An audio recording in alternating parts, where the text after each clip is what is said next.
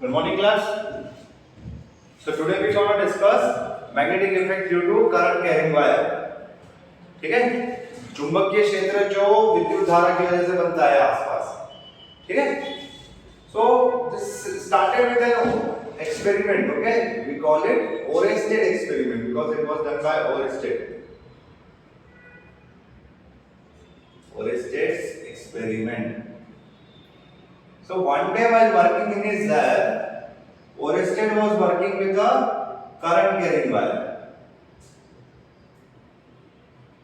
Let's say current ऐसे table के बाहर आ रहा है, okay? It is coming out of the table. Table पर एक कंपास रखा हुआ था. जैसे ही करंट Oersted ने चालू किया, जाके वो करंट चालू कर गया, उसने क्या देखा कि मैग्नेटिक नीडल रिफ्लेक्ट हो गया. उसने जाके करंट बंद किया.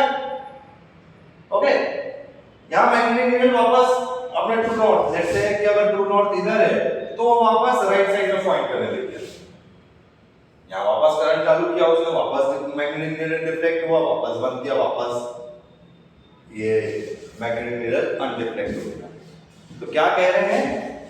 करंट है तो मैग्नेटिक रिफ्लेक्शन है. मैग्नेटिक नीडल कब रिफ्लेक्ट करता है? Only in presence of magnetic field, right? So ये बात प्रूव कर रही है क्या कि मैग्नेटिक फील्ड प्रोड्यूस हो रही है बिकॉज ऑफ करंट. यस और नो? जैसे ही आप करंट चालू करते हो, यहाँ पे मैग्नेटिक नीडल के साथ इंटरेक्शन चालू हो जाता है. सो यहां से हमें कंक्लूजन मिल रहा है क्या कि magnetic field gets produced because of a current. ठीक है? मोरओवर सर ओरेस्टेड सर ने यही कंपास टेबल के चारों तरफ लेके गए वो अराउंड द वायर, और उन्होंने ट्राई किया fixing the distance. Okay, circle में लेके गए अराउंड द वायर, सर्कल में लेके गए उसको. सर को ये भी पता चला कि मैग्नेटिक फील्ड जो है ना नीडल, वो कुछ इस तरह से है कि हर वक्त सर्कल के टेंजेंशियल डायरेक्शन में मुझे मैग्नेटिक फील्ड का डायरेक्शन दिख रहा है. कुछ इस तरह magnetic field current carrying wire के आसपास सर्कुलर लूप्स में अरेंज है. ये उनका कंक्लूजन था, ये उनको फाइनली कंक्लूजन मिला. ठीक है? So final observation and conclusion was कि current carrying wire generates magnetic field. अब कितना मैग्नेटिक फील्ड और किस डायरेक्शन में मैग्नेटिक फील्ड तो वेक्टर क्वांटिटी की किस डायरेक्शन में, उसके लिए फॉर्मूला डिराइव करा हमारा बायट-सावर्त लॉ. हेडिंग लिखो बायट-सावर्त लॉ. क्या हो रहा है? तो कोई एक करंट कैरिंग वायर है, लोहे का धागा है, आई करंट उससे बह रहा है. अगर उस पे कोई एक छोटा सा एलिमेंट dl लूं, उस dl एलिमेंट से r वेक्टर की दूरी पे पॉइंट P है, उस पर मैग्नेटिक फील्ड कैलकुलेट करूं. मान लूं कि dl और r में एंगल है थीटा. तो सर ने कहा कि जो मैग्नेटिक फील्ड IVP पर इस dl की वजह से वो dl पे डिपेंड करेगी. जितना बड़ा dl होगा उतना ज्यादा मैग्नेटिक फील्ड होगा. वो डिपेंड करेगी करंट पे. जितना ज्यादा करंट होगा उतना ज्यादा मैग्नेटिक फील्ड ऑब्जर्व करोगे. मोर ओवर वो डिपेंड कर रही थी साइन थीटा पे. साइन थीटा पे मतलब अगर थीटा 0 है, साइन थीटा 0 है, magnetic field is not there. It is not there if theta is 0. अगर dl और r में एंगल है 0, means if you are looking in the direction of current, magnetic field is not there. To get maximum effect of magnetic value, you need to go where sin theta is maximum. sin theta कहाँ maximum होगा? Theta 90 पे. तो अगर theta 90 हुआ dl और r में, अगर मैं dl के परपेंडिकुलरली जाऊं तो मुझे maximum effect of magnetic field मिलेगा. ये एक चीज और कंक्लूड करता है। ये सब एक्सपेरिमेंटल रिजल्ट है। एक और एक्सपेरिमेंटल रिजल्ट इसमें आया कि it is proportional to 1/r², main distance relation, कि इस करंट कैरिंग वायर, ये करंट कैरिंग वायर है, ऊपर जा रहा है, तो इससे अगर मैं डिस्टेंस इंक्रीज करता हूं मेरे मैग्नेटिक फील्ड की वैल्यू भी डिक्रीज होगी। अगर मैं पास आ जाऊंगा तो will have more strong magnetic field. तो ये सब हमें पता चला। ये सब को एक साथ लिखने पर और एक एक्सपेरिमेंट फाइनली परफॉर्म करने पर हमें पता चला कि dV की वैल्यू होती है भाई μ0/4π। ये है वो प्रोपोर्शनैलिटी कांस्टेंट। और जो डिपेंडिंग फैक्टर है वो है I dl sin theta and divide by r²। ये है मैग्नीट्यूड मैग्नेटिक फील्ड का जो प्रोड्यूस हो रही है dl एलिमेंट की वजह से p पॉइंट पर। Now magnetic field follows principle of superposition. Magnetic field follows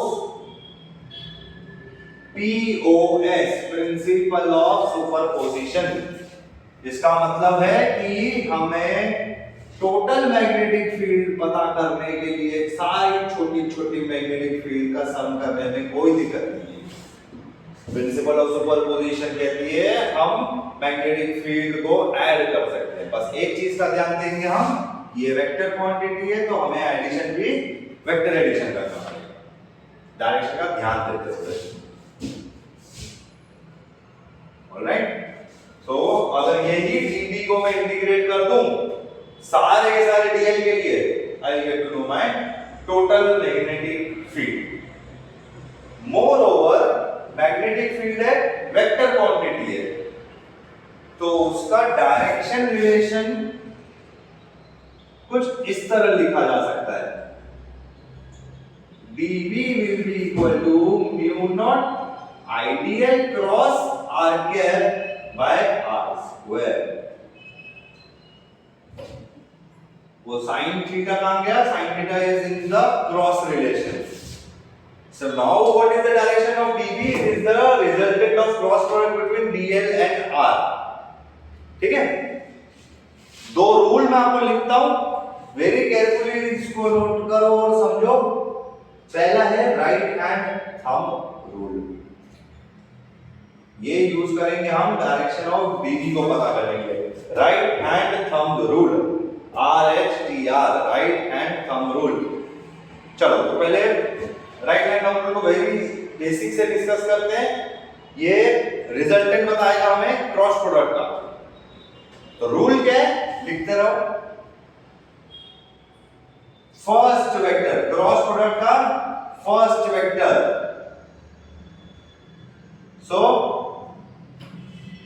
point your finger towards first vector, point your finger towards first vector, then rotate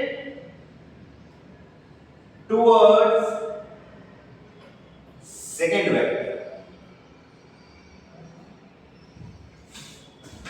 जो बोल रहे हो करो। पहले फर्स्ट वेक्टर क्या, अपना फिंगर प्लेस करें, सो डीएल डायरेक्शन में मैंने प्लेस किया अपना finger.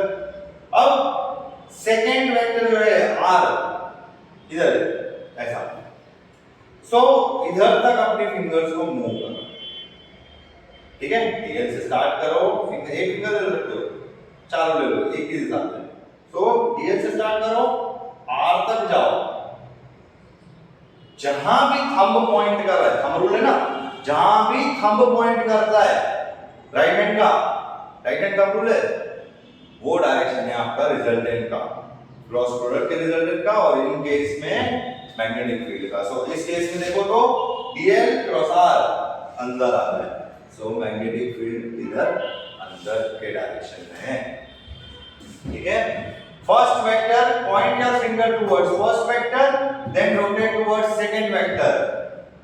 Direction of right hand thumb will show you resultant, will show you result।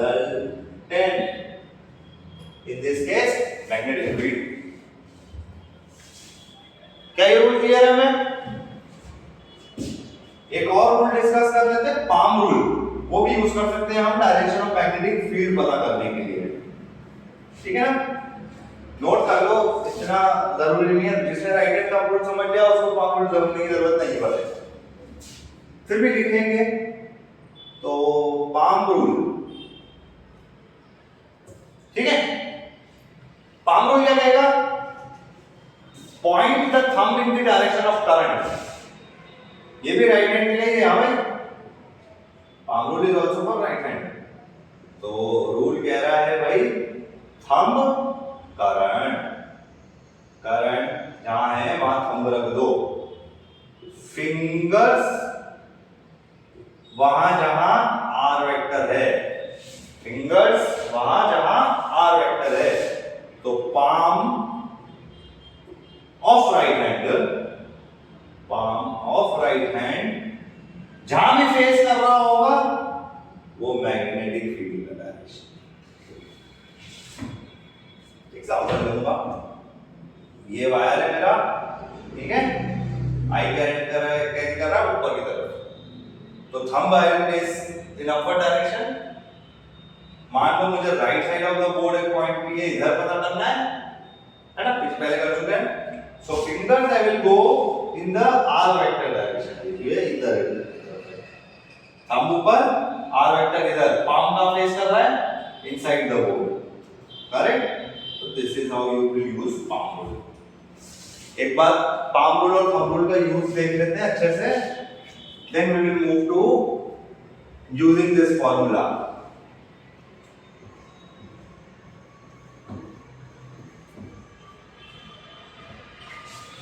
ठीक है, वेरी केयरफुली, सिर्फ डायरेक्शन ऑब्जर्व करना है। सो चलिए अब इमेजिन करो कि एक वायर है जो करंट कैरी कर रही है, आई जे डायरेक्शन में जा रही है, ये आपकी एक्स एक्सिस, ये आपकी y axis, negative x negative y, positive y, negative x positive x, ठीक है। इधर एक पॉइंट है एक्स एक्सिस पे, एक पॉइंट है वाई पे, एक पॉइंट है नेगेटिव एक्स पे, एक पॉइंट है नेगेटिव वाई पे, चारों पॉइंट पे मैग्नेटिक फील्ड पता करो।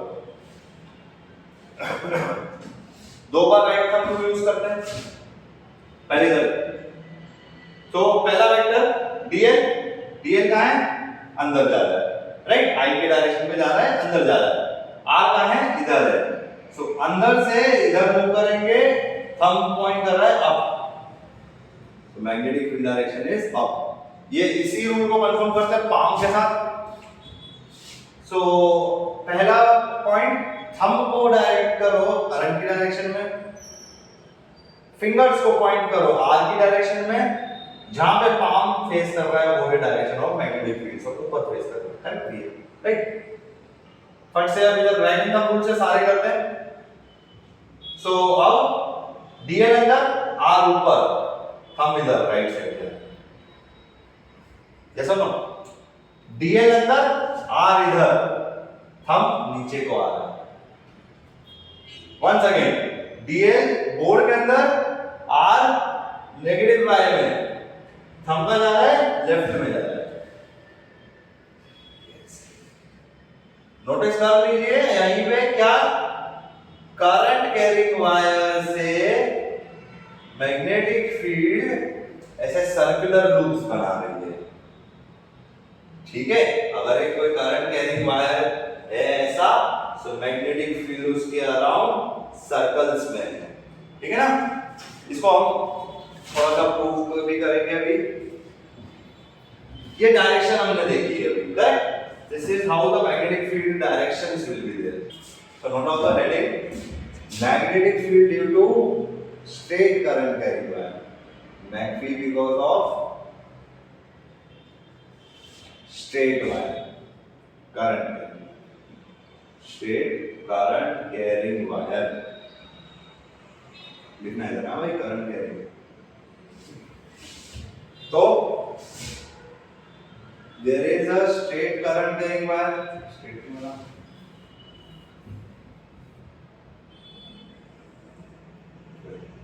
so this is a current carrying wire, let's say current carries current I, इस पे perpendicular distance d away point P है as mentioned, Now if from this perpendicular bisector, if I try to look at the topmost point, allow me to call it theta 1. From this point, if I try to look at the lowest most point, the angle I will form is theta 2. ठीक है? So एक L distance, perpendicular distance से L distance away, अगर एक DL element लूंगा, okay, मैं इसको redraw करता हूं इस DL एलिमेंट को. ये है वो DL एलिमेंट, ठीक है, और परपेंडिकुलर डिस्टेंस D से मान लेते हैं ये बना रहा है R वेक्टर. सो मान लेते हैं ये है थीटा डिस्टेंस अबव. तो जो DL वेक्टर होगा उसके लिए d थीटा और मुझे ऊपर जाना होगा, है ना. DL के लिए और d थीटा ऊपर जाना होगा. मोर ओवर इस पॉइंट P पे मैग्नेटिक फील्ड में लिख सकता हूं. क्या लिखेंगे? Mu naught I by 4 pi, correct, DL sine of angle between DL and R. Sine of theta मत बोल देना, sine of angle between DL and R. Theta तो हमने ऑलरेडी यूज कर लिया. Theta is angle between PB, perpendicular bisector, and R. पर हमको चाहिए angle between DL and R. अब DL is pointing upwards, इधर देखो, DL is pointing upwards, R is in this direction, so this angle is what we are looking for. This is theta, this is 90 minus theta, so this has to be 90 plus theta. Add करो 180 supplementary. So what is the angle between DL and R?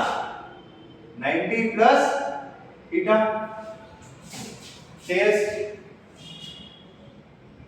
अब ये L और D में मैं relation कर दूं, लिख दूं L equal to D tan theta. क्यों लिख रहा हूं? क्योंकि आई कैन सी I तो ठीक है, कांस्टेंट है, पर DL R और थीटा ये तीनों चेंज होते जाएंगे. मैं ऊपर लिखते जाता जाऊंगा DL R और थीटा, हर किसी का अलग अलग होगा. So I want a single variable. L को थीटा के टर्म्स में लिख दूंगा, R को भी थीटा के टर्म्स में लिख देता हूं. R equal to D sec theta लिखूंगा या नहीं? यस और no? R by D sec theta, so R लिखेंगे D sec थीटा. वहां पे L का टर्म नहीं, DL का टर्म है. सो इस L को मैं डिफरेंशिएट कर दूंगा इधर, तो बन जाएगा DL. D तो कांस्टेंट है, ऐसा ऐसा ही रहेगा. tan थीटा का डिफरेंशिएशन बन जाएगा sec square theta d theta. अब देखो DL थीटा के टर्म्स में, R थीटा के टर्म्स में, सब कुछ थीटा के टर्म्स में. Mu naught I by 4 pi, ठीक है. अब DL लिखेंगे. DL आया हमारा D sec square theta d theta, और साइन ऑफ 90 प्लस थीटा क्या हो जाएगा? प्लस cos थीटा ना. Very nice. Whole divided by r square. r square की जगह लिखूंगा d square sec square theta. sec square theta से कैंसिल, d से cancel. All good, all good. Finally क्या बना? Mu naught I by 4 pi d cos theta d theta. To find out the total magnetic field because of the whole wire, what I will do? I will integrate this term. While integrating this term, mu naught I and d constant है. क्यों? I value change नहीं करूंगा, distance change नहीं होगी, perpendicular distance तो fix है. Theta change होगा, r change होगा. So only integration will happen for cos theta. अब थीटा वैल्यू कहां से कहां है, ये बहुत इंपॉर्टेंट है. तो पहली बात, theta is angle between PB and R. तो अगर मैं ऊपर जाऊं तो थीटा पॉजिटिव लूं, तो मैं नीचे जाऊंगा तो मुझे थीटा नेगेटिव तो लेना चाहिए ना. अगर ये 0 है तो ऊपर जाने पे थीटा बना, तो नीचे जाने पे माइनस थीटा बनेगा। So am I not going from minus theta 2 to plus theta 1? Yes I am. So I am going from minus theta 2 to plus theta 1। Integration of cos theta भाई sin theta, तो mu naught I by 4 pi d sin theta. ठीक है, limits place कर देता हूं direct. Sine of theta 1 minus sine of minus theta 2। ये minus minus plus बन गया भाई। Final formula is mu naught I by 4 pi d sin theta 1 plus sin theta 2। ये सो इनफाइनाइट का केस देख रहे हैं हम। अब वायर इनफाइनाइट है ऐसा हमें क्यों लग रहा है? क्योंकि जब परपेंडिकुलर बाइसेक्टर पे जाके खड़े हुए हैं हम, तो ऊपर जो एंगल सब्सटेंड करना पड़ रहा है वो है ऑलमोस्ट 90, और जो नीचे एंगल सब्सटेंड करना पड़ेगा वो होगा ऑलमोस्ट 90। बहुत दूर पूरे पॉइंट तो ऑलमोस्ट 90 89 डिग्री ऐसा वो देख रहे हैं अपन। So almost 90 we are considering, ठीक है ना। assume perpendicular distance d है। सो मैग्नेटिक फील्ड फार्मूला था mu naught I by 4 pi d sin theta 1 plus sin theta 2, sin 90 plus sin 90 और 2। So this formula becomes mu naught I by 2 pi d। है कि नहीं? Yes or no? Case 2 note करो। Semi infinite wire. Semi infinite wire कब कहेंगे? जब perpendicular bisector पे खड़ा हूं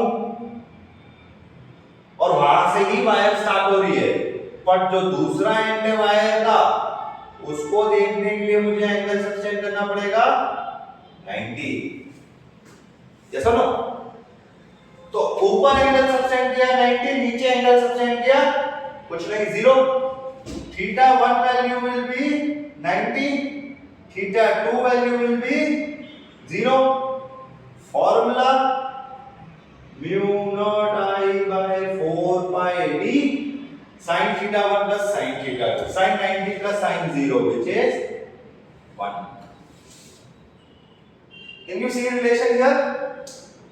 Semi infinite की magnetic field is half of infinite, and that is थोड़ा सा according to symmetry conclusive also। कैसे? ऊपर वाले वायर के लिए मैग्नेटिक फील्ड और नीचे वाले वायर के लिए मैग्नेटिक फील्ड इक्वल होगी अगर दोनों वायर इक्वल एंगल सब्सटेंड कर रहे हैं तो, राइट। और इक्वल होगी तो मतलब टोटल की हाफ होगी। ये टोटल की हाफ वैल्यू है सेमी इनफाइनाइट की वैल्यू, ठीक है।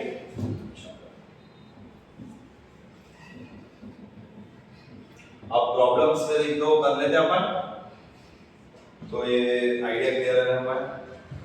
अब वायर है स्ट्रेट, कैरी करता है करंट I, परपेंडिकुलर डिस्टेंस है d, नीचे जब देखूंगा तो 30 डिग्री, ऊपर जब देखूंगा तो 60 डिग्री। बताओ मैग्नेटिक फील्ड क्या है? क्या मैग्नेटिक फील्ड है?